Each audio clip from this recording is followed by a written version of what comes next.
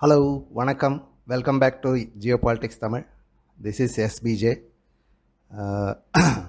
Last time Iran India ஒப்பந்தம் plus USA threatening அதை பற்றிலாம் ஒரு வீடியோ போட்டிருந்தேன். அது போட்ட ஒரு 2-3 நாளில் ஈரான் பிரசிடெண்ட் வந்துட்டு டெத் ஆகிடுச்சு. அதாவது ஹெலிகாப்டர் ஆக்சிடெண்ட்டில் டெத் ஆகிடுச்சு. ஸோ நிறைய பேர் மெசேஜ் அனுப்பிச்சிருந்தீங்க நீங்கள். இதனால் எந்த அளவுக்கு இந்தியா ஈரான் ஒப்பந்தம் வந்து பாதிக்கப்படும், மேபி அந்த ஒப்பந்தமே ஃபெயில் ஆகிட்டு இந்தியாவோட எல்லா பிளானும் ஃபெயில் ஆயிருமோ அப்படின்னு சொல்லிட்டு நீங்கள் எல்லாருமே அதை பற்றி கேட்டிருந்தீங்க. ஒரு சிலர் அதுக்கான கரெக்டாகவும் சொல்லியிருந்தாங்க, அது மாதிரி ஆகாதுன்ற மாதிரி. ஸோ ஆக்சுவலாக நிறைய பேருக்கு இந்த விஷயம் வந்து கொஞ்சம் கன்ஃபியூஷனாக இருக்குது. ஸோ அதை பற்றி ஒரு இன்ஃபர்மேஷன் கொடுக்கலான்றதுக்காக தான் இந்த வீடியோ போட்டிருந்தேன். வாங்க வீடியோக்குள்ளே போகலாம். லாஸ்ட் வீடியோவில் நான் சொல்லியிருந்தேன், அந்த ஐஎன்எஸ்ஆர்டிசி காரிடரும் ஐமேக் காரிடருக்காகவும் இந்த ஈரான் ஒப்பந்தம் வந்து ரொம்ப இம்பார்ட்டண்ட்டான ஒரு ரோல் ப்ளே பண்ணுதுன்னு சொல்லிட்டு. அதாவது இஸ்ரேல் இஷ்யூஸ் சால்வ் பண்ணுறதுக்கு ப்ளஸ் அடிஷ்னலாக இந்த ரூட்ஸ் எல்லாம் வந்து நம்ம ஆல்டர்னேட் ரூட்ஸ் தேடிட்டுருக்கோம். ஸோ அந்த ரூட்ஸ் எல்லாம் செட் பண்ணுறதுக்கு இந்த ஒப்பந்தமும் இதுவும் ஒரு முக்கியமான காரணமாக, அதாவது ஒரு முக்கியமான விட்டல் ரோல் ப்ளே பண்ணுற மாதிரி நான் சொல்லியிருந்தேன். ஸோ எல்லாருக்குமே வந்து அந்த கன்ஃபியூஷன் வந்துருச்சு. மேபி இந்த ஒப்பந்தம் ஃபெயில் ஆயிடுச்சுன்னா ஐஎன்எஸ்ஆர்டிசி காரிடர் ஃபெயில் ஆகும், அதுக்கப்புறமா இஸ்ரேல் ஈரான் இஷ்யூ ரொம்ப பெருசாகிடும். ஸோ நம்ம ஃபெயில் ஆகிட்டோமான். ப்ளஸ் அடிஷ்னலாக நம்ம பக்கா எனிமீஸ் பாகிஸ்தானில் வந்து பட்டாசுலாம் வெடிக்கிறாங்க. அவள் தான் இந்தியா அந்த பிளானெல்லாம் ஃபுல்லாக ஃபெயில் ஆயிடுச்சுன்ற மாதிரி அவங்கள சார்ந்து ஒரு சிலர் இங்கே இன்டர்னலாக கூட ஒரு சிலர் மோடியோட மோடி அண்ட் ஜெய்சங்கரோட எக்ஸ்டர்னல் அஃபேர்ஸில் வந்து பெரிய சரிவுன்ற மாதிரி பேசிகிட்டு இருந்தாங்க. சோஷியல் மீடியாவிலலாம் நான் பார்த்தேன். நானும் அதை பற்றி கொஞ்சம் எழுதியிருந்தேன், பட் ஃபுல்லாக டீட்டெயிலாக எழுதல. நிறைய பேர் எனக்கு மெசேஜ் அனுப்பிச்ச உடனே இதனோட சீரியஸ்னஸ் எனக்கு புரிய ஆரம்பிச்சிது. ஓகே, ஸோ மற்றவங்கள பற்றி எனக்கு கவலை இல்லை, பட் அட்லீஸ்ட் நேஷன் பற்றி கவலைப்படுறவங்களுக்கு வந்து இந்த இன்ஃபர்மேஷன் போய் சேரணும். ஸோ அவங்களுக்கு அந்த கிளாரிட்டி கிடைக்கிறதுக்காக மேபி ஜியோபாலிட்டிக்ஸில் வந்து நிறைய விஷயம் நடக்கும். ஸோ நம்ம வந்து ஒரு சின்ன விஷயம் வச்சு நம்ம மொத்தமும் ஃபுல்லாக சேஞ்ச் ஆகிடணும்னு சொல்ல முடியாது. அதே மாதிரி ஒரு சின்ன விஷயம் வந்து எதையுமே சேஞ்ச் பண்ணாதுன்ற மாதிரி ஒரு அலட்சியமாகவும் இருக்க முடியாது. ஸோ லிட்டில் இம்பேக்ட்ஸ் கண்டிப்பாக இருக்கும் இதுக்கு பின்னாடி. ஒரு மேபி டிலே ஆகலாம், மேபி கொஞ்சம் பிளானிங்ஸ் வந்து வேறு மாதிரி சேஞ்ச் ஆகலாம். பட் டோட்டலாக வந்து இந்த ப்ராஜெக்ட் வந்து அபண்டன் ஆகிறதுன்றதுக்கு ரொம்ப சான்ஸ் கம்மி. அதுக்கு நம்ம மெயினாக அதை பற்றி புரிஞ்சிக்கணுன்னா நம்ம இந்தியன் கவர்மெண்ட் என்ன பண்ணுறது நம்மளுக்கு புரியணும். இந்தியன் கவர்மெண்ட்டை பொறுத்தவரையிலும் மேஜராக ஒரு சிங்கிள் பர்சன் மேலே டிபெண்ட் ஆகி வந்து எக்ஸ்டர்னல் பாலிசி வந்து ஃபிக்ஸ் பண்ணுறதில்ல. சப்போஸ் நம்ம ஒரு இன்னொரு கண்ட்ரி கூட டீல் பண்ணுறோன்னா அந்த கண்ட்ரியோட ஸ்ட்ரக்சர், அதோட ஹிஸ்ட்ரி, அதோட ரிலீஜியன், அவங்களோட ஒர்க்கிங் ஸ்டைல், பாஸ்ட்டு கொஞ்சம் பல வருஷமாக அவங்கள கூட இந்தியா கூட எப்படி டீல் இருந்தது, அவங்க மற்ற கண்ட்ரிஸ் கூட எப்படி டீல் பண்ணுறாங்க, அந்த மாதிரி நிறைய விஷயத்தை அனலைஸ் பண்ணிவிட்டு அதுக்கப்புறமா தான் ஸ்டெப்ஸ் எடுக்கிறாங்க. ஸோ இந்த டீம் மோடி அண்ட் ஜெய்சங்கர் வந்து இதை ஃபுல்லாக கம்ப்ளீட் ஒரு அனலைஸ் பண்ணிவிட்டு ஒரு ஸ்டெப் எடுக்கும்போது அது மோஸ்ட் 99% வந்து அது ஸ்ட்ராங்காக தான் போகும். பட் எனிவே நம்ம நினைக்கிறது எல்லாமே நடந்துட்டு அப்புறம் நினைச்சதெல்லாம் நடந்து விட்டால் கடவுள் எதுவும் இல்லை, அந்த மாதிரி தான். ஸோ அந்த சமயத்தில் ஒரு சில சறுக்கல்கள் ஏற்படலாம், தாமதங்கள் ஆகலாம். பட் அதனாலலாம் வந்து நம்ம ரொம்ப தோற்று போயிட்டோன்ற ஒரு இது கிடையாது. ஸோ நம்ம இந்த ஒப்பந்தம் பற்றி புரியணும். ஃபஸ்ட்டு நம்ம எப்படி நம்ம மற்ற கண்ட்ரி கூட டீல் பண்ணுறோன்றது ஒரு பேசிக்காக ஒரு ஐடியா உங்களுக்கு கிடைச்சிருக்கும். அவங்களோட ஸ்ட்ரக்சர், அட்மினிஸ்ட்ரேஷன் ஸ்ட்ரக்சர் எப்படி, கவர்மெண்ட் எப்படி, அந்த கண்ட்ரியோட கல்ச்சர் எப்படி, பாஸ்ட்டில் அவங்க கூட நம்ம ரிலேஷன்ஸ் எப்படி, மற்ற கண்ட்ரி கூட ரிலேஷன்ஸ் எப்படி, இதெல்லாம் நம்ம அனலைஸ் பண்ணிவிட்டு தான் நம்ம ஒரு ஸ்டெப்பும் எடுக்கிறோன்னு உங்களுக்கு புரிஞ்சிருக்கும். ஸோ நம்ம ஸ்டார்ட் பண்ணலாம். ஏன்னா பர்டிகுலராக இதில் வந்து ஈரான் பேஸில் நான் பண்ணுறேன். ஸோ இது மாதிரி ஒரு கண்ட்ரிலையும் ஆகுன்றது நீங்கள் புரிஞ்சுங்க. ஓகேங்களா? நான் இப்போ சொல்ல போகிற ஸ்ட்ரக்சர்ஸ் வந்து பேசிக்கலாக முஸ்லீம் ரீஜியன்ஸ், அதாவது அதிகமாக இஸ்லாமிக் பர்சன்டேஜ் ஜாஸ்தியாக இருக்கிற ஒரு கண்ட்ரிஸ் எல்லாம் வந்து இந்த மாதிரி ஒரு செட்டப்பில் தான் இருக்கும். மேஜராக ஒரு டிக்டேட்டர் இருப்பார். டிக்டேட்டர்ன்றது நீங்கள் கிங்குன்னு சொல்லலாம், இல்லை ஒரு பிரசிடெண்ட்டுன்னு சொல்லலாம், ஏதோ ஒரு ஃபார்மில். அவர் கீழே ஒரு க்ரௌன் பிரின்ஸ். மேஜராக இந்த மிடில் ஈஸ்டில் பார்த்திங்கன்னா இந்த ஸ்ட்ரக்சர் இருக்கும். ஒரு கிங் இருப்பார், அவர் கீழே ஒரு க்ரௌன் பிரின்ஸ் இருப்பார். அந்த க்ரௌன் பிரின்ஸ் வந்து அந்த கிங்கோட டெத்துக்கு அப்புறமா அந்த பிரின்ஸ் வந்துட்டு மறுபடியும் கிங் ஆயிடுவார். அவரு கீழே ஒரு டெபுட்டி க்ரௌன் பிரின்ஸ், அதாவது அவங்க ஃபேமிலியிலேருந்து மெம்பர்ஸ் இருப்பாங்க. அதுக்கப்புறமா ஒரு Royal family plus powerful business lobby அந்த மாதிரி ஒரு குரூப் இருக்கும். அந்த குரூப்புக்கு கீழே ஒரு ரிலீஜியஸ் சர்க்கிள், மேஜர்லி வந்து இந்த வஹாபின்னு சொல்லுவாங்க, அந்த முல்லா அவங்கெல்லாம் அந்த ஹார்ட்கோர் ரிலீஜியஸ் பீப்புள்ஸ் இருப்பாங்க.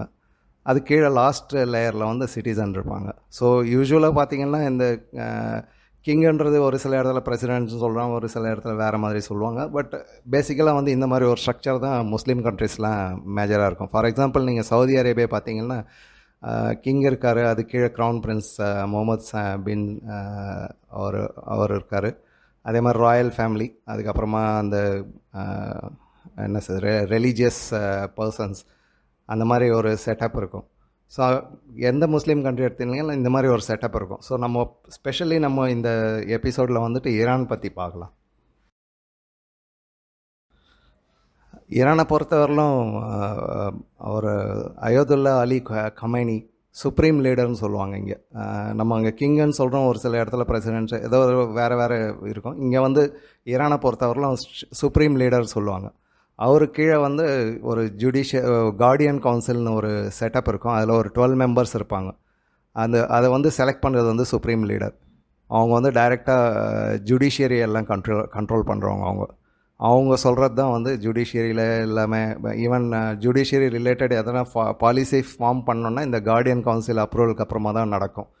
அதே மாதிரி எக்ஸ்பீடியன்சி கவுன்சில்னு ஒன்று இருக்குது, அதுலேயும் அதே மாதிரி 12 மெம்பர்ஸ் இருப்பாங்க. இந்த லெஜிஸ்லேட்டிவ் டிஸ்பியூட்ஸ் எல்லாம் பார்லிமெண்ட்டு, அது கார்டியன், அந்த மாதிரி அந்த பார்லிமெண்ட் ரிலேட்டட் எல்லா விஷயமும் வந்து இவங்க மேனேஜ் பண்ணுவாங்க. அது மூணாவது ஒரு கவுன்சில் வந்து அசம்பிளி ஆஃப் எக்ஸ்பர்ட்ஸ். இதில் 86 மெம்பர்ஸ் இருப்பாங்க. இவங்க வேறு ஃபீல்டில் இருப்பாங்க. Maybe someone scientist, some army expert, அந்த மாதிரி வேறு ஃபீல்டில் இருந்து, இல்லை ஒரு ஃபீல்டில் 2-3 பேர் எக்ஸ்ட்ரா தேவைப்பட்ட அந்த மாதிரி ஒரு 86 மெம்பர் கொண்ட ஒரு அசம்பிளி ஆஃப் எக்ஸ்பர்ட்ஸ். இந்த 3 அசம்பிளிலையும் இந்த 3 கவுன்சில்லையும் வந்துட்டு இதோட அப்பாயின்மெண்ட்ஸ் வந்து டைரெக்டாக supreme leader he will choose. அவர் வந்து யார்கிட்டே பர்மிஷன் கேட்க தேவையில்ல, இது எலெக்ஷன்லாம் கிடையாது, டைரெக்டாக வந்து அவர் செலக்ட் பண்ணுவார். அடுத்து நம்ம பார்க்குறது என்னென்னாக்கா, அப்போ அங்கே டெமோக்ரஸி இல்லையானா ஒரு டெமோக்ரஸி ஃபார்மில் ஒரு செட்டப் வச்சுருக்கிறாங்க. அதாவது வேர்ல்டுக்கு வந்து டெமோக்ராட்டிக் கண்ட்ரின்னு காமிக்கிற மாதிரியான ஒரு செட்டப் வச்சுருக்காங்க. டோட்டலாக வந்து கண்ட்ரியை 290 அசம்பிளி சீட்ஸாக பிரிச்சுருக்காங்க. ஸோ 290 மெம்பர்ஸ் வந்து எலெக்ஷனில் ஃபைட் பண்ணுவாங்க. இந்த 290 மெம்பர்ஸில் ஒரு கான்ஸ்டியூன்சியில் யார் எலெக்ஷனில் ஃபைட் பண்ணோன்றது வந்து இந்த guardian council, assembly of experts இவங்கெல்லாம் சேர்ந்து தான் டிசைட் பண்ணுவாங்க. அவங்க அப்ரூவ் பண்ணால் தான் வந்து நாமினேஷன் ஃபைல் பண்ண முடியும். லைக் நம்ம எலெக்ஷன் கமிஷன் மாதிரின்னு வச்சிங்களேன். ஆனால் நம்ம எலெக்ஷன் கமிஷனோட ஃபங்க்ஷன் வேறு மாதிரி, இவங்களோட ஃபங்க்ஷன் வேறு மாதிரி. இந்த கார்டியன் கவுன்சிலுக்கு வந்து அவங்களோட அப்ரூவல் இல்லாமல் யாரும் வந்து எலெக்ஷனில் நிற்கவே முடியாது, ஃபஸ்ட்டு பாயிண்ட். ஸோ 290 மெம்பர்ஸ் வந்து எலெக்ட் ஆவாங்க. ஈவன் அப்போசிஷன் ஆர் எந்த பார்ட்டியாக இருந்தாலும் சரி, இவங்க வந்து இந்த கவுன்சில்ஸில் அப்ரூவல் வாங்கணும். ஸோ அது முடிஞ்சதுக்கப்புறமா அதிலேருந்து ஒரு 22 மெம்பர்ஸ் செலக்ட் ஆவாங்க. பிரசிடெண்ட் செலக்ட் பண்ணுவாங்க. அவங்க பிரசிடெண்ட்லேயும் வந்து ஒரு 2 பேரோ 3 பேரோ வந்து எலெக்ஷனில் நிற்கலாம். அதுவும் மறுபடியும் வந்து அப்ரூவ்ட் பை திஸ் கவுன்சில்ஸ். அதில் பிரசிடெண்ட்டாக யார் நிற்கலான்றதை வந்து இந்த கவுன்சில் தான் டிசைட் பண்ணும். தட் மீன்ஸ் சுப்ரீம் லீடர் அவர் தான் டிசைட் பண்ணுவார் யார் எலெக்ஷனில், பிரசிடெண்ட் எலெக்ஷனில் நிற்கலான்னு. இந்த பிரசிடெண்ட்டை வந்து 290 மெம்பர்ஸ் அவங்க செலக்ட் பண்ணுவாங்க. 290 மெம்பர்ஸ் நம்ம எப்படி லோக்சபாவில் வந்துட்டு எம்பி எல்லாம் நம்ம பிரைம் மினிஸ்டர் செலக்ட் பண்ணுறாங்களோ, அந்த மாதிரி 290 மெம்பர்ஸ் சேர்ந்து அது 2-3 கேண்டிடேட்ஸ் யார் இருக்காங்களோ அதிலேருந்து ஒருத்தருக்கு மேஜராக யாருக்கு ஓட் கிடைக்குதோ அவங்க வந்து பிரசிடெண்ட் ஆவாங்க. ஸோ இந்த பிரசிடெண்ட் வந்து directly he can choose his ministers. Total 22 cabinet ministers இருப்பாங்க. அவங்க கீழே அசிஸ்டன்ஸ் அந்த மாதிரி. ஸோ அந்த கேபினெட் மினிஸ்டர்ஸை டிசைட் பண்ணுறது வந்து பிரசிடெண்ட். அதில் அவருக்கு கொஞ்சம் ஃப்ரீடம் கிடைக்கும். பட் ஸ்டில் சுப்ரீம் லீடரோட டெசிஷன் இல்லாமல் அது மினிஸ்டரும் டிசைட் ஆகாது. ஸோ இதுதான் இந்த செட்டப்.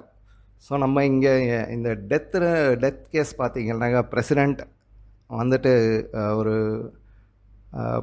ரொம்ப பவர்ஃபுல்லான ஆள் கிடையாது, ஒரு டம்மின்னு சொல்ல முடியாது. அவருக்கு ஒரு சில இதில் வந்து டெசிஷன் எடுக்கிறதுக்கு அவருக்கு ரைட்ஸ் கொடுத்துருக்குறாங்க. பட் கேட்டுட்டு டெசிஷன் எடுப்பார். ஒரு சிலது வந்து டெசிஷன் வந்து இவங்க கொடுக்குறதா ஒரு எக்ஸிக்யூட் பண்ண அந்த மாதிரி ஒரு சிஸ்டம். ஸோ இந்த சிஸ்டமில் இருக்கும்போது அவரோட டெத் வந்து அந்தளவுக்கு எஃபெக்ட் பண்ணுமான்னு என்னை பொறுத்தவரை கிடையாது.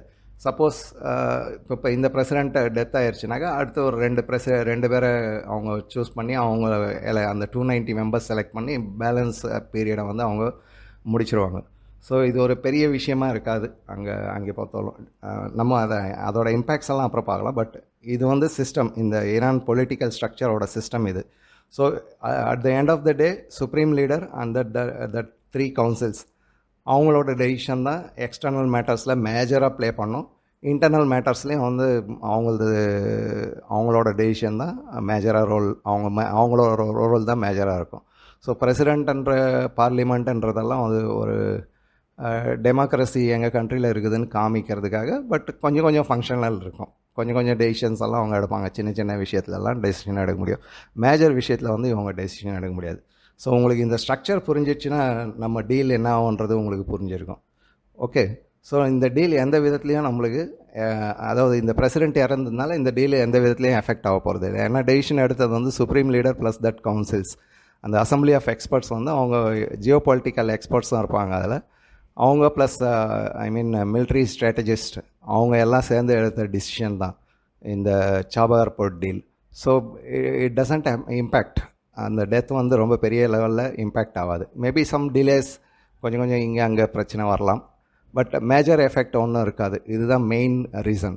ப்ளஸ் அடிஷ்னலாக ஈரான்ன்றல எந்த கண்ட்ரியாக இருந்தாலும் ஒரு கண்ட்ரிக்கும் இன்னொரு கண்ட்ரிக்கும் ரிலேஷன்ஷிப் வந்து அப்ஸ் அண்ட் டவுன்ஸ் கண்டிப்பாக இருக்கும். அது மாதிரி இந்தியாவுக்கும் ஈரானுக்கும் நடுவுலையும் நிறைய அப்ஸ் அண்ட் டவுன்ஸ் இருந்துச்சு. ஸோ உங்களுக்கு அதை புரியணுன்னாக்கா ஒரு எக்ஸாம்பிளோட நான் சொல்லணும்னு நினைக்கிறேன். அதாவது ஈரான் இஸ்ரேல் இன்றைக்கி எப்படி இருக்குங்க, பரம எதிரி மாதிரி 2 பேரும் பிஹேவ் பண்ணுறாங்க, ரைட்? பட் 1980s என்ன நடந்ததுன்னு உங்களுக்கு தெரியுமா? அந்த கதை தெரிஞ்சதுன்னா உங்களுக்கு இந்த ஜியோபாலிட்டிக் வந்து அது புரிய ஆரம்பிச்சிடும் ஓரளவுக்கு, ரைட்? அந்த கதைக்கு போகலாம் நம்ம.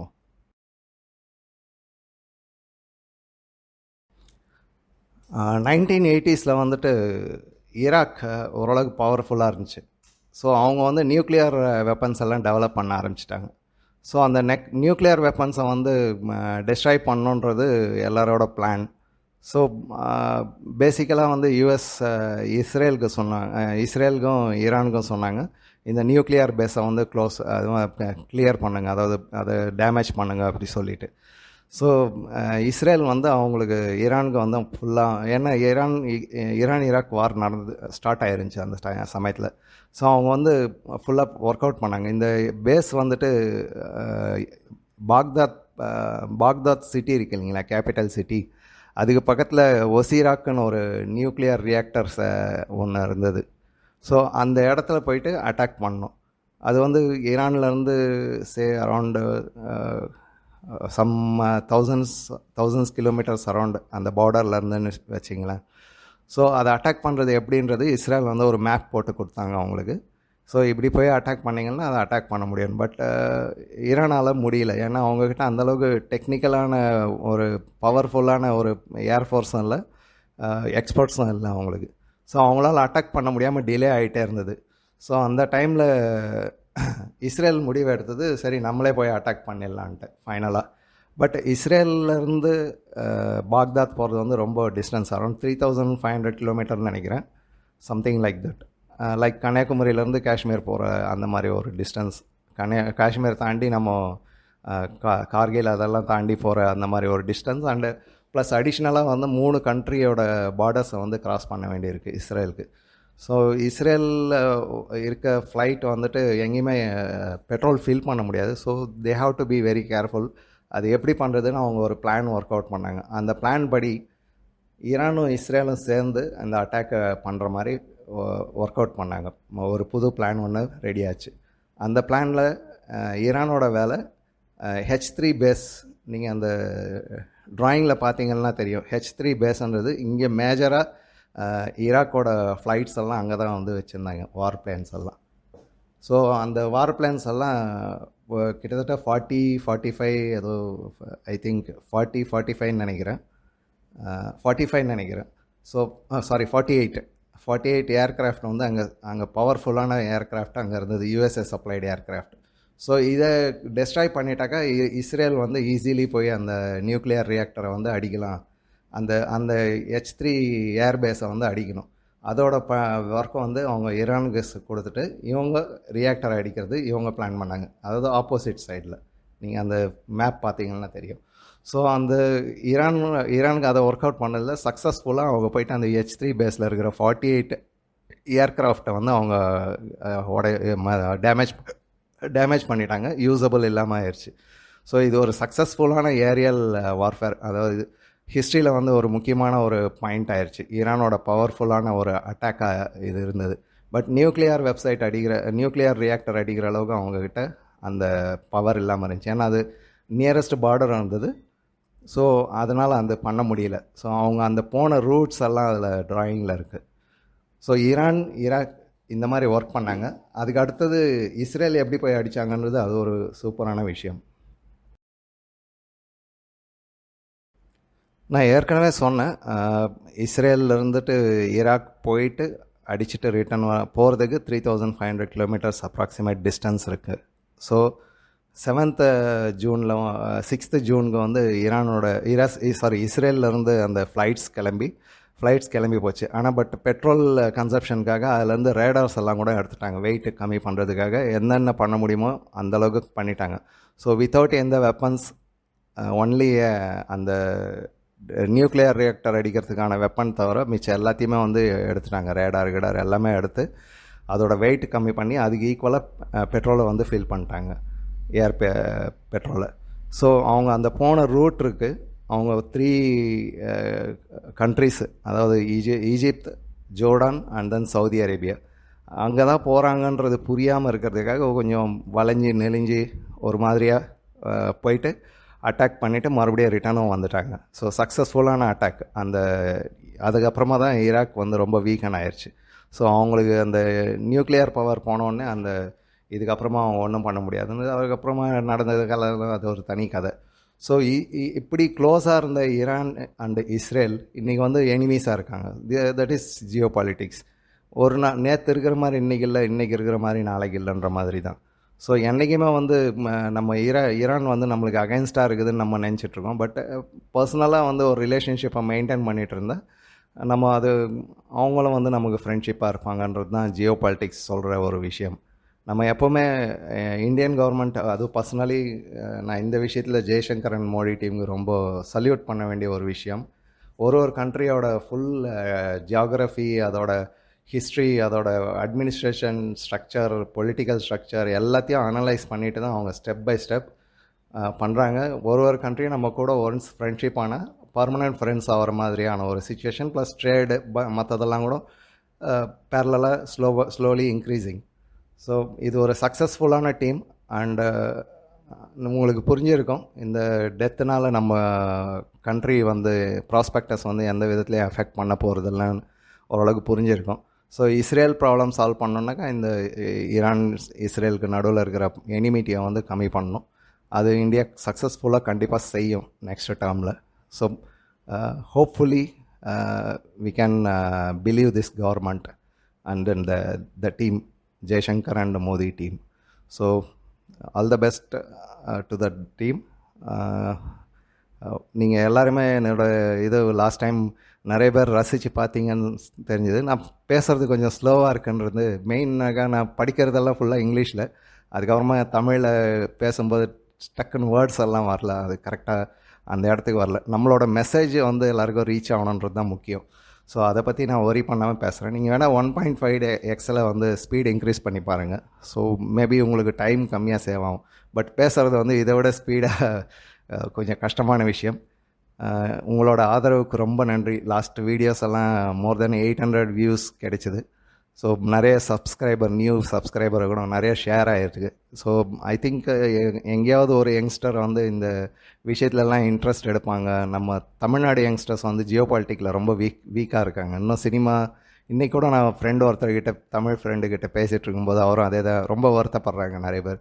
நம்ம யங்ஸ்டர்ஸ் வந்து இன்னும் சினிமா அந்த மாதிரி மியூசிக் அந்த மாதிரி மாயத்தில் சினிமா கிரிக்கெட் எதிலோ சிக்கிக்கிட்டு இருக்காங்க. அவங்களாம் ஜியோ பாலிட்டிக்ஸை நேஷ்னல் பாலிட்டிக்ஸ்க்கு வரணும், அதை புரிஞ்சிக்கணும். அண்ணாமலை வந்ததுக்கப்புறமா அந்த சேஞ்சஸ்லாம் தெரியுது. ஸோ ஹோப்ஃபுல்லி இந்த மாதிரி மெசேஜஸ் எல்லாம் அவங்களுக்கு ரீச் ஆகும். உங்கள் மூலிமா நீங்கள் அதுக்கு ஹெல்ப் பண்ணுவீங்கன்னு நினைக்கிறேன். இல்லை முடிஞ்சால் நீங்கள் பரப்புங்க, உங்கள் சைட்லேருந்து நீங்கள் சொல்லுங்கள். இதெல்லாம் ஃபஸ்ட்டு உங்கள் வீட்டில் இருந்து ஸ்டார்ட் பண்ணுங்கள். அவ்வளோதான் சொல்ல முடியும் நான். Okay, bye bye, Jai Hind.